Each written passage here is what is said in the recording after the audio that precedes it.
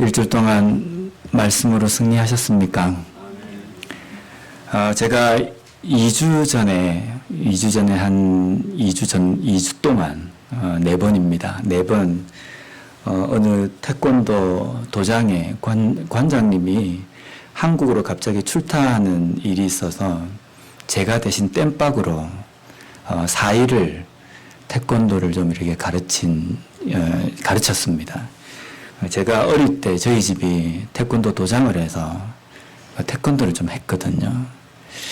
근데 이게 어디 써먹으려나 생각했는데 미국 와서 땜박으로 아르바이트를 4일 동안 했습니다. 근데 그 부탁을 받을 때 제가 제 마음속에 무슨 생각이 있었냐면 자신 있다. 내가 몇 년 동안 운동을 했는데 지금도 나는 자신 있다 라고 생각하고 했습니다. 첫날 갔다 와서 제 입에서 나온 말이 못하겠다. 안 되는 겁니다. 저는 이전부터 지금까지 나는 옛날에 했던 그게 있기 때문에 지금도 여전히 잘할 것이라고 생각했습니다. 그런데 어느 순간인가 몸도 굳었고 무겁기도 하고 유연하지도 않고 그래서 조그만 애가 차는 발을 이렇게 밑을 대주다가 손가락을 삐었어요. 그래서 지금까지도 엄지손가락이 잘 안 굽혀집니다. 그러면서 하나님 앞에 제가 기도한 게 한 가지가 있습니다. 그게 뭐냐면 하나님 죄송합니다.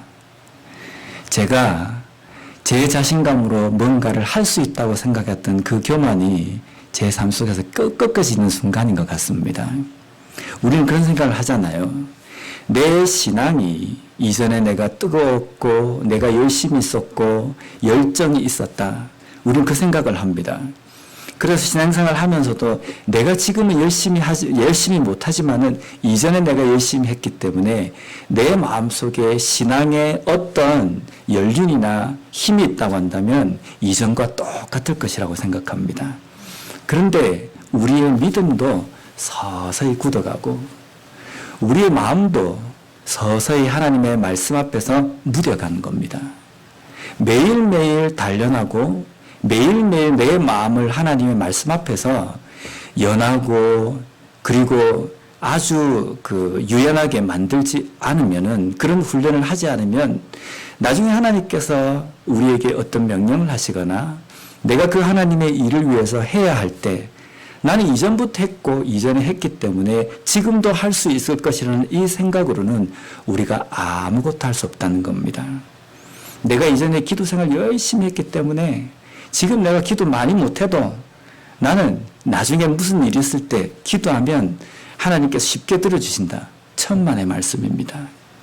하나님과 계속적으로 기도를 통해서 대화하고 만나는 시간을 가져야지만이 내가 어떤 일이 있을 때 하나님께 기도하고 또 그 기도를 하는 가운데 하나님께서 들려주시는 세미한 음성을 캐치할 수 있다는 겁니다. 그런 훈련이 되지 않을 때는 내 영적인 몸도 굳어져가고 뭔가를 이제는 해야 되겠다고 생각될 때에는 잘 되지 않는다는 겁니다. 매일매일 이전에 내가 했던 그 가락, 왕년에 내가 했던 그 생각으로 우리가 신앙생활 하는 것이 아니라 오늘 내가 다시 처음부터 쌓아야 되고 오늘 내가 하나님 앞에 말씀 붙들고 서지 않으면 내 심령은 깔아앉고 다운된다는 그런 생각으로 우리가 신앙생활하는 그런 삶이 되었으면 좋겠습니다. 우리가 성경을 읽을 때 보면 이해 안 되는 이야기가 좀 있습니다. 제 같은 경우는 그렇습니다. 첫 번째 가장 이해가 안 되는 게 뭐냐면 그 긴 시간 동안 조상 때부터 기다렸던 그리스도 메시아가 이 땅에 왔음에도 불구하고 그들의 눈앞에서 성경에 예언되어 있는 수많은 기적과 그리고 그 말씀들을 풀어서 이야기해 주시는 예수님께서 눈앞에서 사역하고 있음에도 불구하고 그 메시아를 기다리던 유대인들이 예수님을 못 알아봤다는 겁니다. 못 알아볼 뿐만 아니라 자신들의 손으로 그 예수님을 십자가에 못 박아서 죽였다는 것. 이건 도무지 이해가 안 되는 겁니다. 자신들이 기다리지도 않고 대망하지도 않았다고 한다면 어느 정도 납득이 가겠지만 그 긴 시간 동안 조상 때부터 기다렸던 예수님이 오셨는데, 그리스도가 오셨는데 못 알아봤다는 것, 이해가 안 됩니다. 또 한 가지 구약시대에 이해가 안 되는 이야기가 뭐냐면요, 이스라엘 백성들의 죄악을, 타락함입니다. 가나안 땅에 들어가기 전에 애굽에서 긴 시간 동안 노예 생활을 하지 않습니까? 얼마나 힘들었겠습니까? 인간적인 생활을 하지 못하는 그 생활 가운데 그들이 괴로워서 하나님 앞에 부르짖습니다. 그 부르짖음이 하나님께 상달되어서 하나님께서 이스라엘 백성들을 애굽에서 데리고 나오십니다. 데리고 나오실 때 그냥 순탄하게 데리고 나오신 것이 아니라, 바로만 하나님의 권능을 깨닫게 하신 것이 아니라 이스라엘 백성들도 하나님의 권능을 목격하도록 하시고 난 다음에 이스라엘 백성들을 애굽 땅에서 데리고 나오시는 겁니다.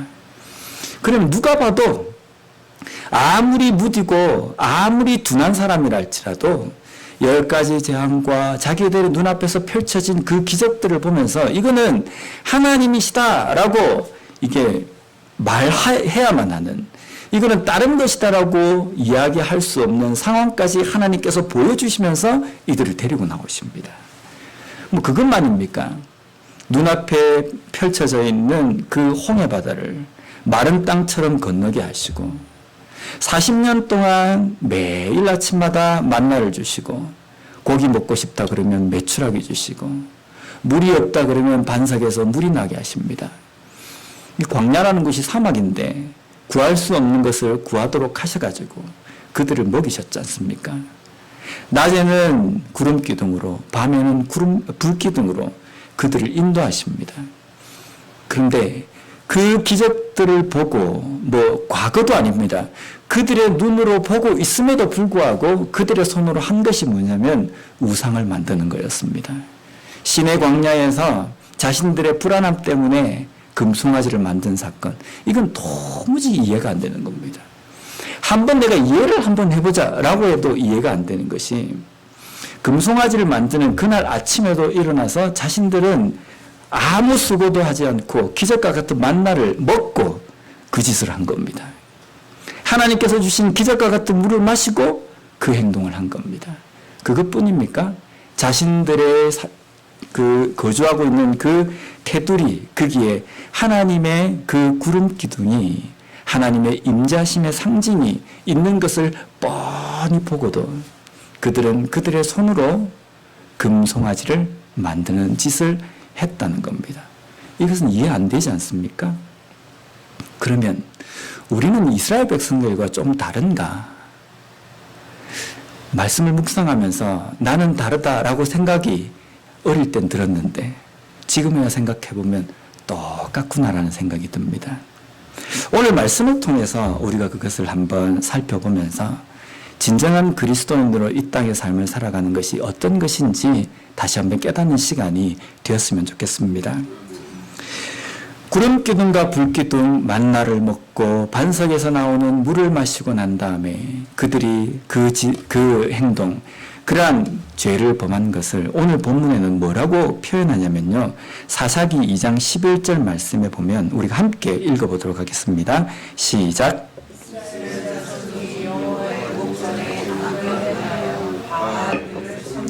아멘. 여기 보면 이스라엘 자손이, 하나님의 백성들이 여호와의 목전에서 악을 행했다라는 겁니다. 숨어서 은밀하게 하나님의 눈을 피하려고 하면서 그렇게 악을 행한 것이 아니라 여호와의 목전, 하나님 보는 앞에서 이 악을 행했다라고 지금 말씀하고 있는 겁니다. 하나님께서 말씀하시는 겁니다. 아이고, 숨어서라도 하지 어떻게 뻔뻔스럽게 하나님의 눈앞에서 이 짓을 할 수 있느냐.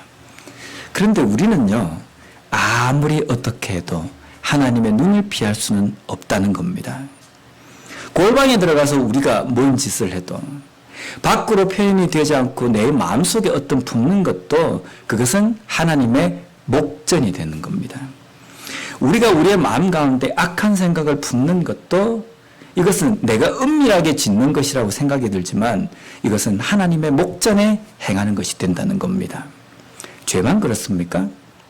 우리가 선을 행하고 섬기고 봉사하는 것도 은밀하게 다른 사람이 보지 않는 곳에 한다 할지라도 누구는 보십니까? 하나님은 보신다는 겁니다. 하나님은 보시기 때문에 다른 사람이 보지 않는다 할지라도 그것 때문에 섭섭할 필요가 없습니다. 하나님께서 보시고 하나님께서 그것을 기억해 주신다는 겁니다. 그런데 죄는 뒤로 몰래 하면서 내가 선을 행하는 것은 밖으로 드러나게 해야지만이 하나님께서도 보실 것 같다라는 생각을 우리가 하지 않습니까? 그런데 그것은 우리가 하나님을 제대로 알지 못하기 때문입니다. 하나님 앞에 행하는 모든 것들은 죄든 선이든 모든 것이 하나님의 목전에 행하는 것이 된다는 겁니다. 이스라엘 백성들이 은밀하게 마음 가운데 품고 다른 사람을 알지 못하고 가식적으로 겉으로는 그런 척하면서 살아갔지만 그들의 마음 가운데 있는 그 악은 하나님의 목전, 하나님의 눈앞에서 한 것이라고 하나님께서 말씀하신다는 겁니다. 그러면 하나님의 백성인 이스라엘 백성들이 하나님의 눈앞에서 행한 것이 무엇이냐면요, 악입니다. 여기 악이라고 번역되어 있는 이 단어는 히브리어로 악이라는 단어는 라이라는 단어입니다. 그런데 히브리어의 이 라라는 악이라는 단어 앞에 뭐가 붙었냐면요, 하라는 정관사가 붙어 있습니다. 그럼 직역을 하면 그 악입니다. 이게 무슨 뜻이냐면요, 일반적인 도덕적인 악이 아닙니다. 도덕적으로 선하게 살고 도덕적으로 착하게 살고 이 차원이 아니라 하나님께서 명시해 놓은 기준을 벗어났다는 겁니다. 하나님께서 이스라엘 백성들에게 어떤 기준을 주십니까? 이스라엘 백성들에게 율법을 주셨습니다. 율법은 하나님의 백성들이 지켜야 되는 그 삶의 어떤 행동 강령입니다. 이것은 선택 상황이 아니라 양심에 호소하는 문제가 아니라 하나님의 백성이면 반드시 지켜 행해야 되는 의무입니다. 그래서 하나님께서 그것, 하나님의 언약을 명시해 주셨습니다. 그런데 이스라엘 백성들, 그 언약을 지켜야 되는 백성들이 그 행위를 어겼다는 겁니다. 하나님께서 약속하신, 주신 율법과 그 언약을 하나님의 목전에서 어겼다는 것. 그것이 바로 이스라엘 백성들이 악을 행했다. 내 눈앞에서 내가 명령한 그 명령을 어겼다라고 지금 하나님이 말씀하시는 겁니다. 왜 이스라엘 백성들이 가나안 땅에 들어가서 악을 행했는지 아십니까? 40년의 광야 생활을 할 때 우리가 생각을 해보면 텐트를 치고 사막에서 살았지 않습니까? 근데 가나안 땅에 들어갑니다. 가나안 땅에 들어가서 정복 전쟁을 하고 난 다음에 이스라엘 백성들의 수중에 들어온 것이 뭐냐면요, 튼튼한 성입니다. 그리고 안정적으로 살 수 있는, 거주할 수 있는 집도 생깁니다. 집이 생기면 그 옆에 뭐가 있습니까? 곡간이 있습니다. 처음에는 이 곡간이 비어 있었을 거예요. 근데 그 가나안 땅에 씨를 뿌리고 열심히 농사를 해서 그 곡간이 딱 차지는 겁니다.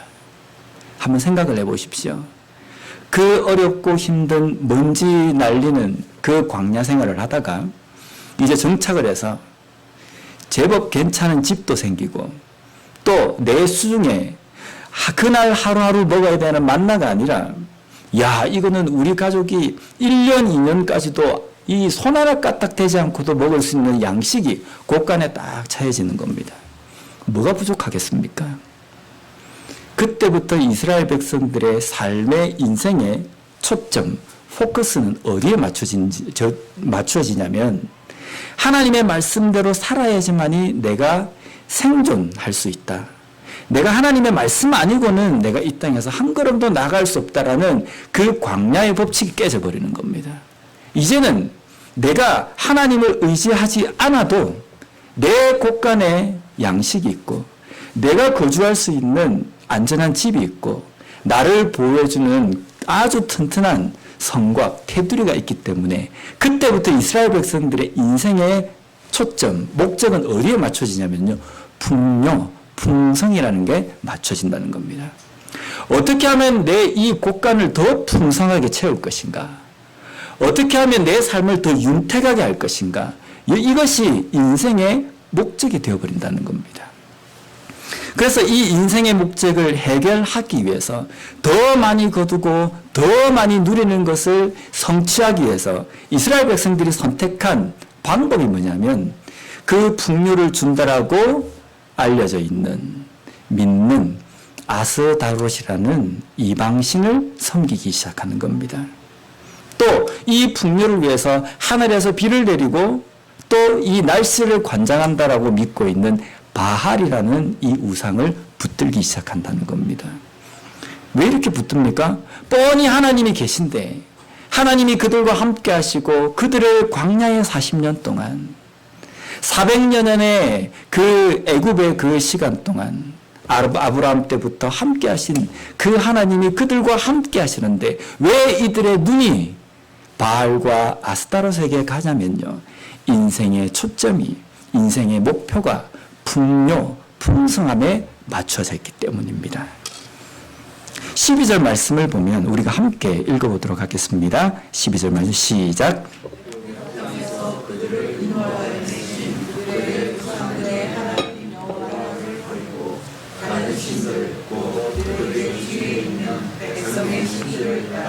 그들에게 절하여 여호와를 진노하게 하였으되 아멘. 여기 보면 그들이 선택한 신이 누구의 신이냐면 그들의 주위에 있는 백성의 신들입니다. 이 바알과 아스타롯, 이 우상은 누가 섬기는 그 우상이었냐면 가나안 거민들이 섬기던 우상이었습니다. 또한 그 가나안 주변에 있던 거민들이 섬기던 신이었습니다. 근데 하나님께서는 이스라엘 백성들에게 가나안 땅에 들어가면 그 가나안에 살고 있는 모든 거민들을 다 쫓아내라고 하십니다. 하나님의 거룩한 땅에서 하나님의 백성들만 살 수 있도록 하나님께서 명령하셨습니다. 그런데 이스라엘 백성들이 들어가서 정복 전쟁을 하면서 이 가나안 거민들을 100% 하나님께서 말씀하신 그대로 다 쫓아내지 않습니다. 왜 안 쫓아내냐면요. 첫 번째 이유는 그들 중에 이스라엘 백성들보다 더 강해 보이는 민족이 있었기 때문에 못 쫓아냅니다. 지레 겁을 먹은 겁니다. 우리가 가진 무기는 이건데 이 민족은 철병거를 가지고 있기 때문에 우리가 못 해볼 것 같다는 겁니다. 두 번째 이들을 남겨둔 이유는 남겨둬도 이들이 별 볼 일 없기 때문에 우리가 사는 데에 전혀 지장이 없다라고 생각했기 때문입니다. 이들이 굳이 우리가 남겨두고 같이 산다고 해도 이 사람들이 우리에게 위협적인 존재가 되지 않을 것이라는 생각 때문에 쫓아내지 않는 민족들도 있었습니다. 또 한 가지는 이들을 남겨두고 우리가 종으로 부리면 이용 가치가 있을 것이라는 생각 때문에 쫓아내지 않은 민족도 있습니다. 이 세 가지 모든 이유가 무엇의 기준에 맞춰져 있습니까? 자기들입니다. 우리가 볼 때 내가 해보지 못할 것 같고, 내가 볼 때 이용 가치가 있고, 내가 볼 때 전혀 우리가 여기에 생존하는데 위협적인 존재가 되지 않기 때문에 남겨둔 겁니다. 결국은 이스라엘 백성들이 가나안 땅에 살 때 이 사람들이 있어도 우리의 정체성, 하나님의 백성이란 정체성은 절대로 우리가 위협받지 않고 무너지지 않을 것이라는 생각 때문에 그들을 남겨둔 겁니다. 결국은 뭐냐면요. 우리가 이 정도 민족들은, 이 정도 거민들은, 소수민족들은 이스라엘화 시킬 수 있다는 자만심, 교만이 이스라엘 백성들 가운데 있었던 겁니다. 우리는 절대로 가나안화가 되지 않고 이스라엘화를 이 사람들 시킬 수 있다라는 자신감이었습니다. 그런데 어떻게 됩니까? 그들이 들어가서 별 볼 일 없어 하는 거민들로부터 지배를 받아버립니다. 무력적으로, 물리적으로 지배받은 것이 아니라 정신적으로, 문화적으로, 종교적으로 지배를 받습니다. 몇 안 되는 그 거민들이 섬기던 우상을 그냥 섬기는 겁니다. 좋아 보이기 때문입니다. 어떻게 좋아 보입니까? 자신들의 인생의 초점, 목적을 충분히 이룰 수 있는 것 같아 보이는 신들이기 때문에 하나님을 버리고 바알과 아스타롯을 선택했다는 겁니다. 여기 보면 이스라엘 백성들이 그 바알과 아스타롯을 섬기는 그 모양을 하나님께서 어떻게 표현하고 계시냐면요.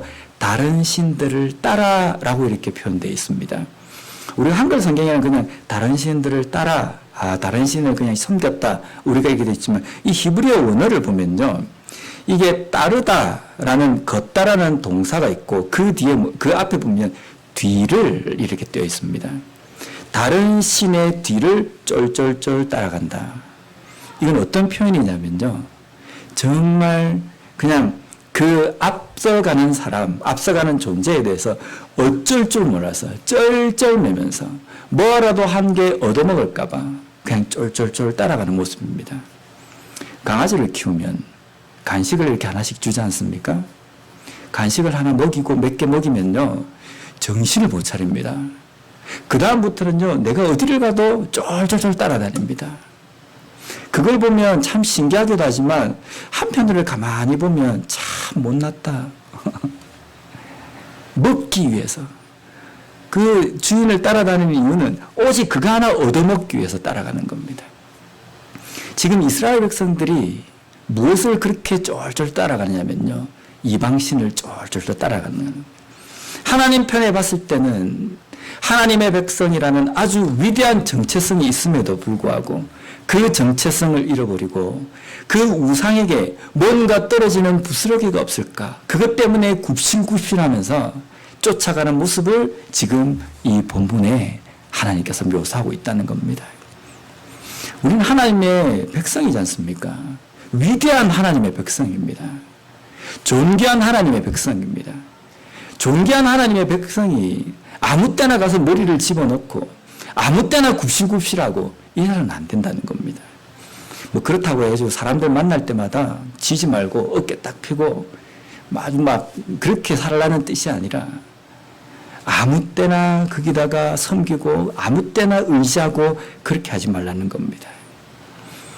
이스라엘 백성들은 지금 그 이방신 앞에 굽실굽실하며 한 이유가 무엇이냐면요. 인생의 목적이 하나님께 있지 않고 자신이 가지고 있는 번영, 풍성에 맞춰져 있기 때문이라는 겁니다. 그래서 그들은 그 풍성이 인생의 초점이 인생의 목적으로 맞춰져 있으니까 그들의 삶이 어떻게 되어버리냐면 가난화 되어버린다는 겁니다. 이것을 하나님은 뭐라고 말씀하시냐면요. 음행이라고 이야기합니다. 왜 우상을 섬기는 것이 음행입니까? 뭐 그거하고 좀 비슷하기 때문입니까? 잠언 말씀을 우리가 한번 보면 잠언 5장 18절 말씀을 우리가 다 같이 한번 읽어보겠습니다. 시작. 내 생으로 복되게 하라. 내가 젊어서 취한 아내를 즐거워하라. 아멘. 이 잠언 말씀 5장 18절 말씀이 보면 야 결혼하면 자기 본처를 버리지 말고 아내를 만족해 하고 다른 데 눈 돌리지 마라. 바람 피지 말라. 이 말씀처럼 우리가 봐왔지 않습니까? 그 뜻도 여기에 포함이 되어 있습니다. 그런데 이 말씀의 더 깊은 뜻이 뭐냐면요. 젊어서 취한 아내를 버리고 다른 것에 가는 것은 잘못된 것, 음행이라는 겁니다. 우리는 하나님 앞에 어떤 관계로 우리가 표현합니까? 결혼 관계. 예수 그리스도가 신랑이고 우리는 신부 이렇게 이야기하지 않습니까? 하나님은 신랑 그리고 이스라엘 백성들은 하나님의 신부 이렇게 우리가 표현합니다. 하나님께서는 이스라엘 백성들을 자신의 백성으로 삼으시고 자녀로 삼으시고 자신의 신부로 삼으셨다는 겁니다. 그랬던 이 이스라엘 백성들이 변심을 하고 어디에 눈을 돌립니까? 다른 신랑에게 눈을 돌리는 겁니다. 다른 신랑이 누구입니까? 바알, 아스타롯. 오늘 이 시대의 다른 신랑은요. 풍요, 풍성입니다. 나에게 어떤 풍요로움과 안녕과 안전과 건강을 주는 것이라면 우리는 어떤 능력을 가지고 있냐면요. 하나님께서 주신 축복도 우상으로 만드는 놀라운 능력을 가진 존재들입니다. 우리는 풍요, 내가 목적하는 인생의 어떤 잘못된 그런 목적에 포커스를 두고 그것만을 위해서 달려갈 때에는 하나님마저도 도구로 삼을 수 있는 아주 위대한 존재들입니다. 그 정도로 우리는 연약하고 악한 존재들이라는 겁니다. 이러한 우상 숭배를 하는 이스라엘 백성들은 풍요의 인생이 마비가 되었기 때문입니다. 눈과 생각과 모든 것들이 풍요에 맞춰져 있고 그것으로 인해서 마비된 인생을 살아가기 때문에 가난화가 쉽게 되어버린 겁니다. 그래서 때로는 하나님께 드리는 예배도 하나님을 향한 믿음도 이 풍요를 채우기 위한 도구로 전락시켜 버린다는 겁니다.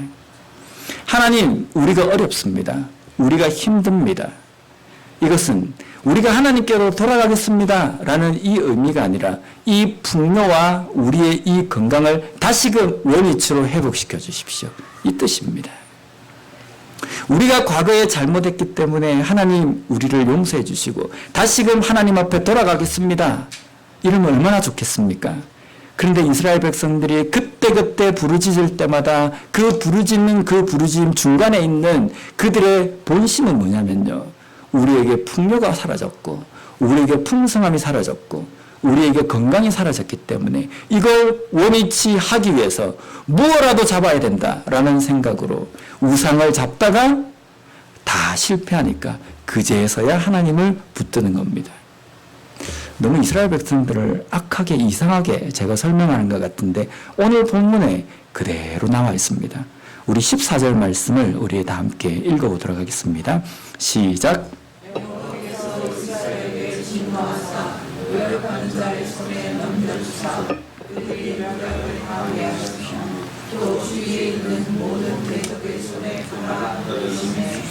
그들이 다시는 대적을 당하지 못하였으며 아멘. 하나님은 이스라엘 백성들이 하나님의 말씀에서 떠나서 음행을 하는 영적 음행을 하는 그들에게 무엇을 보내시냐면요. 주변에 있는 나라들을 그 이스라엘 백성들 가운데에 보내셔서 노력하게 하십니다. 괴롭히게 하신다는 겁니다. 하나님께서 남겨두신 가나안 거민, 소수 민족들, 그리고 그 가나안 주변에 있던 여러 나라 거민들을 통해서 하나님께서 이스라엘 백성들을 괴롭히게 만드는 그 이유가 무엇입니까? 미워서요. 미워시면 그냥 다 포기해버리면 됩니다. 이 백성이 우상을 섬기든 아니면 자기 좋을 대로 그냥 살다가 그냥 사라지든 상관 안 하시면 됩니다. 그런데 하나님께서 그 거민들로 하여금 이스라엘 백성들을 괴롭히게 하신 이유는 이스라엘 백성들이 미워서가 아니라 이스라엘 백성들이 하나님의 백성이기 때문입니다. 자신의 자녀이기 때문에 끝까지 포기하시지 않으셨다는 겁니다. 그래서 그들에게 이 노력하는 자를 보내셔서 그들을 괴롭히게 만드셨다는 겁니다. 여기 보면 그들이 노력을 당하게 하시고 또 마지막 14절 마지막에 보면 다시는 대적을 당하지 못하였으며 라고 하는 이 당하다라는 이 단어에 보면 그 앞에 굳건히 서다라는 뜻입니다. 그들이 노력을 당한다. 그들이 그들 앞에서 이스라엘 백성들이 대적들 앞에서 당하지 못하였다라는 것은 그들 앞에서 굳건하게 서지 못하였다는 겁니다. 이스라엘 백성들이 남겨둔 이 노력하는 자들, 이 자들을 이스라엘 백성들이 처음에는 어떤 자세로서 이 사람들을 남겨뒀냐면요. 그들 앞에서 당당했습니다. 우리가 너희들보다 더 위대하다. 너희들은 별 볼 일 없는 존재다. 라고 해서 남겨뒀거든요. 그런데 시간이 지나서 이제는 어떻게 됩니까? 전세가 역전이 됩니다. 자신들이 별 볼 일 없어 보이던 그 거민들이 당당해지고 이스라엘 백성들은 그 앞에 당당하지 못하고 요즘 애들이 많이 쓰면 쭈글쭈글해졌다는 겁니다. 비굴한 모습이 되어버렸다는 겁니다. 하나님께서 이렇게 보내신 이유는 깨달으라고 주신 겁니다. 너희들이 내 말을 떠나서 첫 아내를 버리고 다른 아내에게 가서 음행하는 그 사람처럼 음행하지 말고 다시금 나에게로 눈을 돌리고 나에게로 돌아와라 라는 그 심정으로 하나님께서는 이것을 보내셨다는 겁니다. 다음으로 또 한 가지 이것을 깨닫게 하기 위해서 보내신 존재가 뭐냐면 사사입니다. 우리 16절 말씀을 다 함께 읽어보도록 하겠습니다. 시작. 여호와께서 사사들을 세우사 노략자의 손에서 그들을 구원하게 하셨으나.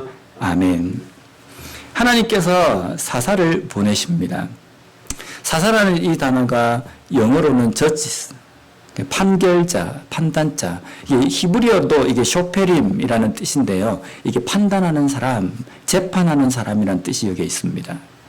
그래서 이 사사가 당시 족장 시대가 끝나고 왕정 시대가 시작하는 그 사이에 약 추정하는 기간은 약 300년에서 400년, 여러 이제 이견들이 있습니다. 그 300년에서 400년 동안 사사 시대를 보내는데 이 사사 시대 동안에 이스라엘 백성들에게 영적인 지도자가 없을 때에 영적 지도자로서의 역할을 한 사람이라고 이렇게 이야기합니다. 근데 이 사사들이 판단하고 재판하는 일도 맡았지만 때로는 나라가 어려울 때, 전쟁을 할 때 군사를 통솔하는 어떤 그러한 일도 했다라고 이렇게 봅니다. 하나님께서는 사사들을 보내셔가지고 주변에 있는 거민들로 인해서 고통받는 이스라엘 백성들을 원래대로 구원해 주시고 원래 위치로 회복시켜 주십니다. 그게 사사기에 나와 있는 이스라엘 백성들의 역사입니다. 그런데 사사기를 쭉 읽어보면 한 가지 아주 슬픈 이야기가 있어요. 그게 뭔지 아십니까? 그 고통받고 괴로움받는 그들에게 하나님께서 사사를 보내셔가지고 회복시켜 주시고 다시금 제대로 살 수 있도록 해 주셨는데 그 어디에도 이스라엘 백성들이 그 하나님의 은혜로 말미암아 다시금 돌아왔다는 이야기는 어디도 없다는 겁니다. 그래서 그 400년이라는 그 기간의 사사 시대를 한 절로 어떻게 평가하고 있냐면 사사기 21장 25절 말씀에 보면 우리가 함께 읽어보도록 하겠습니다. 시작.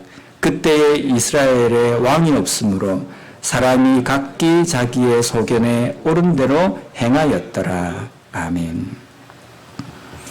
이거는 사사기 중간에 나오는 말씀도 아니고 사사기 초반에 나오는 말씀도 아닙니다. 사사기를 마지막 끝내는 그 시점에서 사사기 전체를 평가하는 하나님의 평가입니다. 하나님께서 주변에 있는 거민들을 통해서 하나님의 말씀으로 돌아오도록 이야기하시고 이 충격요법도 안 되어서 하나님께서는 사사를 보내셔가지고 그들을 다루고 달래서 다시금 하나님의 말씀으로 돌아오도록 하셨음에도 불구하고 결국 사사기를 마치는 그 시점에 하나님께서 보시는 이스라엘 백성들의 삶은 여전히 그 시대에는 자기의 옳은 소견대로 하나님의 말씀에서 떠나서 사는 그 삶을 살고 있다라는 겁니다. 어떻습니까? 이스라엘 백성들의 이 모습이 우리와는 좀 너무나도 동떨어지는 것 같다고 생각이 드십니까? 때때로 우리가 그런 말을 합니다. 내가 하나님 앞에 죄를 지었는데 나는 회개를 했다. 그래서 하나님께서는 나의 죄를 용서해 주셨다. 그래서 나는 죄에 대한 아무 책임이 없다.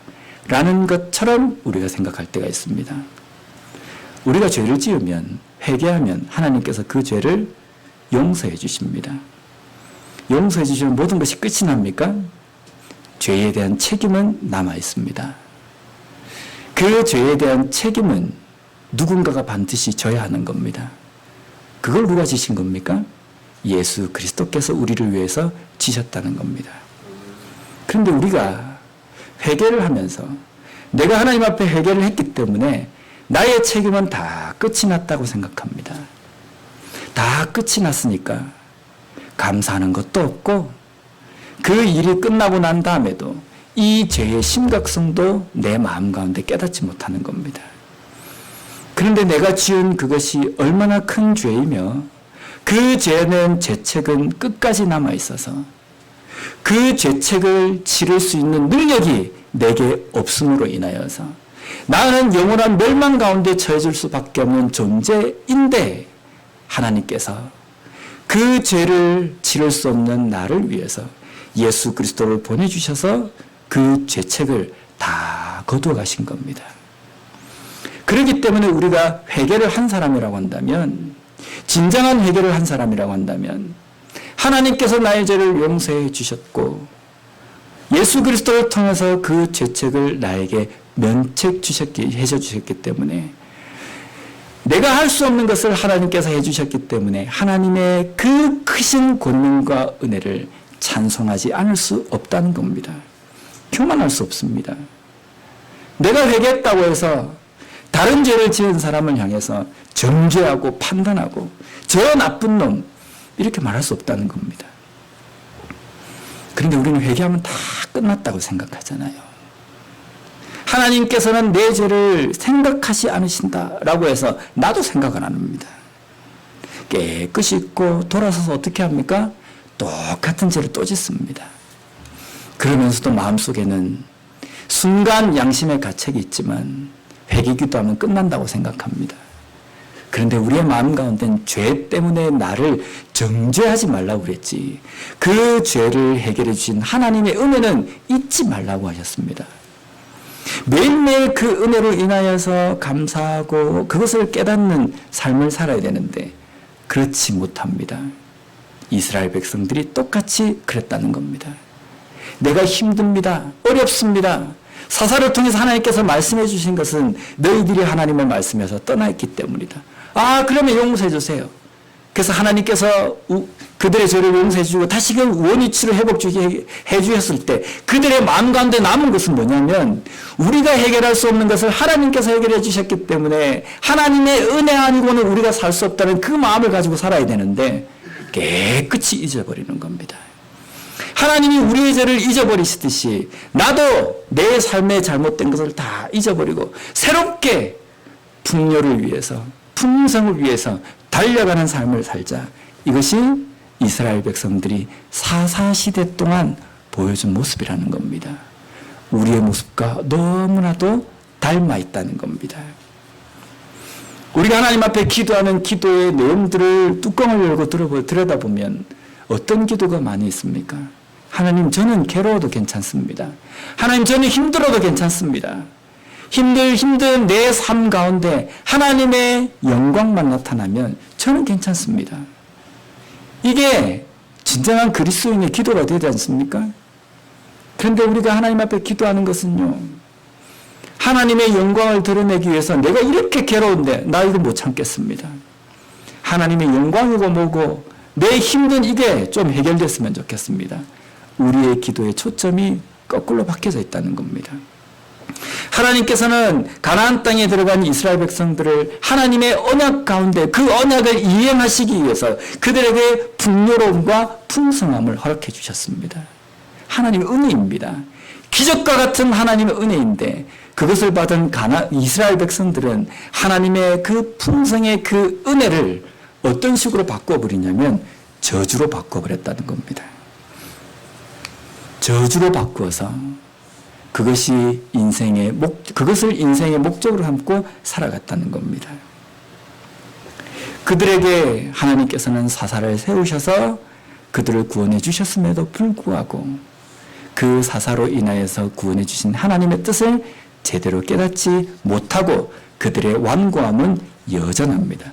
우리 17절 말씀을 함께 읽어보도록 하겠습니다. 시작. 그들이 그 사사들에게도 순종하지 아니하고 오히려 다른 신들을 따라가 음행하며 그들에게 절하고 여호와의 명령을 순종하던 그들의 조상들이 행하던 길에서 속히 치우쳐 떠나서 그와 같이 행하지 아니하였더라. 아멘. 이런 모습이 전형적인 우리 인간의 모습이지 않습니까?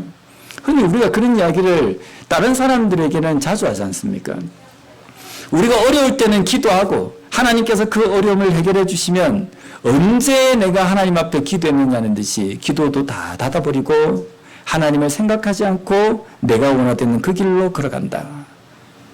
다른 신앙인들을 평가할 때 그 이야기를 합니다. 그럼 나는 괜찮습니까?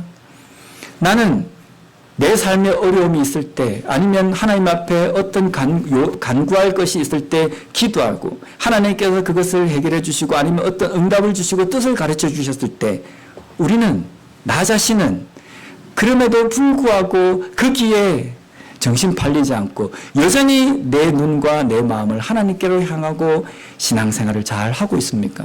우리도 똑같잖아요. 배 좀 부르면 그 배부른 것이 내 인생을 좌지우지해버리지 않습니까? 내가 아팠다가 건강해지면 내가 언제 하나님 앞에 그토록 내가 기도했느냐 다 잊어버립니다. 우리도 똑같다는 겁니다. 18절 말씀 계속해서 우리가 보면요. 함께 읽겠습니다. 시작. 여호와께서 그들을 위하여 사사들을 세우실 때에는 그 사사와 함께 하셨고 그 사사가 사는 날 동안에는 여호와께서 그들을 대적의 손에서 구원하셨으니 이는 그들이 대적에게 압박과 괴롭게 함을 받아 슬피 부르짖음으로 여호와께서 뜻을 돌이키셨은 이거늘. 아멘. 이스라엘 백성들이 사사를 통해서 구원을 받을 때 아마 그렇게 생각했을 겁니다. 야, 이 난세에 영웅이 탄생했구나. 사사를 참 잘 둬가지고 저 사람이 우리 가운데 있어가지고 우리가 이 어려운 가운데서 잘 극복했다. 이 생각을 했을 겁니다. 자신들이 죄를 깨닫지 못하고 하나님 앞에 돌아올 생각도 없는 가운데 그들이 그 어려움 가운데 탄식하고 어려워할 때 하나님께서 긍휼을 베푸셔가지고 그들을 구원해 주셨다라는 그것을 깨닫지 못한다는 겁니다. 이스라엘 백성들에게 남겨져 있는 거민들, 주변에 있는 여러 거민들이 계속적으로 조금만 뭔가 있으면 와서 힘들게 하고 어렵게 하고 약탈하기도 하고 괴롭히니까 이스라엘 백성들의 입장에서는 이 남겨진 거민들이 무엇입니까? 가시입니다. 이걸 갖다가 쳐내버려야 되는데 이 가시가 항상 옆에 있어가지고 쿡쿡 찌르는 겁니다. 이스라엘 백성들에게는 정말 인생의 걸림돌일 겁니다. 그런데 하나님께서 이 가시와 같은 거민들을 남겨두신 이유는 뭡니까? 하나님께서 이스라엘 백성들을 사랑하시기 때문에 남겨두신 회초리라는 겁니다. 때로는 우리의 삶에서도 보면은 기도할 때 그런 기도를 할 때가 있지 않습니까? 하나님, 왜 이렇게 내 인생은 힘듭니까? 왜 이렇게 내 인생은 항상 어렵습니까? 왜 내 인생은 이렇게 굴곡이 많습니까? 다른 사람처럼 누구처럼 순탄하지 않고 뭔가 한 걸음 걸어가려고 하면 뭔가 쿡 찌르고 뭔가 이쪽으로 가려고 하면 뭔가 또 부딪히기도 하고 근데 그 부딪히는 걸 가만히 보세요. 물질적인 손해도 있을 수도 있고 그리고 사람의 관계 때문에 받는 상처도 있습니다. 근데 그런 것들을 왜 받습니까? 내가 물질에 연계가 되어 있기 때문입니다. 내가 사람과의 관계에 연계가 되어 있기 때문입니다. 나는 그것을 내 인생에서 정말 도움이 되는 것이라고 생각하고 붙들고 있었기 때문에 하나님께서는 그것을 통해서 회초리로 삼으시고 깨닫도록 주신다는 겁니다. 그래서 우리가 볼 때는 그것이 가시고 내 인생의 걸림돌이고 내 인생 안에 있는 어려움이라고 생각들지만 하나님께서 그것을 남겨두신 이유는요. 마비된 내 인생 가운데 주시는 하나님의 은혜라는 겁니다. 그것으로 인하여서 깨닫고 하나님의 말씀으로 돌아오도록 하나님을 향하지 않던 눈들을 하나님께로 향하도록 하시기 위한 하나님의 도구라는 겁니다. 그래서 우리는 때로는 어렵고 힘든 일이 우리의 앞에 닥치고 우리 앞에 놓일 때 솔직히 우리는 인간이기 때문에 힘들 수 있습니다. 왜 나만 힘드나? 또 이렇게 힘든 일이 또 오나? 그럴 때 차분히 앉아서 기도해 보십시오. 하나님, 이게 무슨 이유입니까? 왜 이 가시를 또 나에게 주십니까?